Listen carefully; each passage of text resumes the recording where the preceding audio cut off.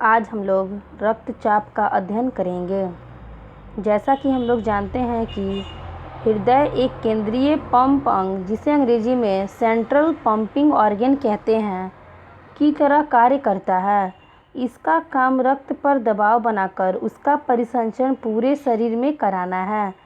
चूँकि हृदय को धमनियों, जिसे अंग्रेजी में आर्टरीज कहते हैं, धमनिकाओं, कोशिकाओं, फिर सिरिकाएँ तथा सिराओं, जिसे अंग्रेजी में वेन्स कहते हैं, में रक्त संचार कराना होता है। अतः यह रक्त पर दबाव डालता है। यह दबाव हृदय के वेस्मों के संकुचन, जिसे अंग्रेजी में सिस्टोल कहते हैं, तथा शिथिलन, जिसे अंग्रेजी में डायस्टोल कहते हैं, के कारण उत्पन्न होता है।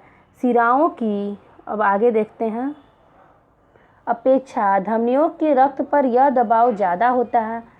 महाधमनी, जिसे अंग्रेजी में एओर्टा कहते हैं, एवं उनकी मुख्य शाखाओं में रक्त प्रवाह का दबाव रक्तचाप, जिसे अंग्रेजी में ब्लड प्रेशर कहते हैं, कहलाता है। रक्त पर दबाव नीलियों के संकुचन से उत्पन्न होता है। यह दबाव सिस्टोलिक प्रेशर कहलाता है।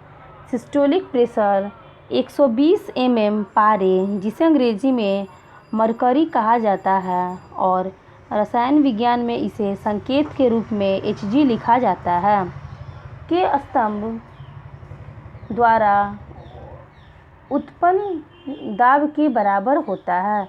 इसी तरह निलय के शिथिलन या प्रसारण से भी दबाव उत्पन्न होता है। इस दबाव को डायस्टोलिक प्रेशर कहते हैं। निलय के शिथिलन अर्थात डायस्टोलिक प्रेशर के समय रक्त अलिंद से निलय में प्रवेश करता है। डायस्टोलिक प्रेशर 80 mm पारे के स्तंभ द्वारा उत्पन्न दाब के बराबर होता है। एक स्वस्थ व्यक्ति का सामान्य स्थिति में सिस्टोलिक प्रेशर, जिसे डायस्टोलिक प्रेशर भी कहा जाता है, का मान 120/80 होता है। यही रक्तचाप कहलाता है। विभिन्न व्यक्तियों में रक्तचाप उम्र, लिंग, आनुवंशिकता, शारीरिक एवं मानसिक स्थिति तथा अन्य कई कारणों से अलग अलग होता है। रक्तचाप की एक माप एक विशेष उपकरण द्वारा की जाती है। यह उपकरण रक्त दाब मापी, जिसे अंग्रेजी में सेफोगैमोमैनोमीटर कहते हैं, कहलाता है।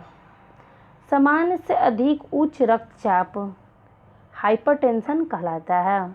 हाइपरटेंशन किसी रोग, मानसिक चिंता, उत्सुकता आदि से संबंधित हो सकता है। हाइपरटेंशन की अवस्था में कभी कभी रक्त वाहिनियां फट जाती हैं, जिससे आंतरिक रक्तस्राव, जिसे अंग्रेजी में इंटरनल ब्लीडिंग कहते हैं, होने लगता है।